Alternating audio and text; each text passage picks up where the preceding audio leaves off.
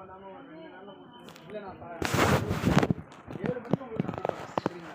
யாரோ ஒரு ஆள் கூப்பிட்டு சொல்கிறேன். அமௌண்ட்டு மட்டும் என்னங்கிறத நான் சொல்லிடுறேன். அமௌண்ட் அவங்கள வச்சு அங்கேயே பேசி நான் வாங்கிட்டு வரேன் சரிங்களா?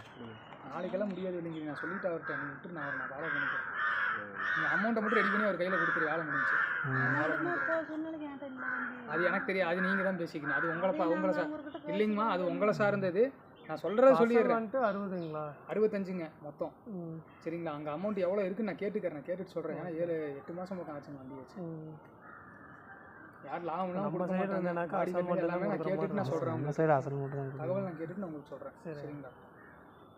இப்போ நம்பரில் இல்லை, கம்பெனியே அமௌண்ட்டு கட்டி எடுக்கிறதுனால அசல் மட்டும் தான் கொடுக்குற மாதிரி இருக்கும். கண்டிப்பாக அதுக்கு நான் ஒன்றுமே பண்ண முடியாது. இல்லை நான் சொல்லிடுறேன், விஷயத்த சொல்லிடுறேன். என்னன்னா மீதி அவங்க ரெடி பண்ணி கொடுப்பாங்க.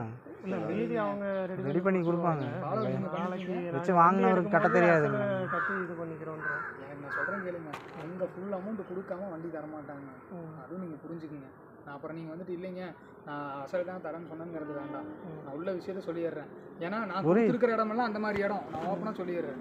அவனுங்க வந்துட்டு கேஸ் வாங்குறதுக்கெல்லாம் யோசிக்கவே மாட்டாங்க. ஒரு 10 11 11 பார்த்துக்கிறேன், வண்டியை உடச்சிட்டு ஒரு கேஸை வாங்கிட்டு பார்த்துக்குவாங்க.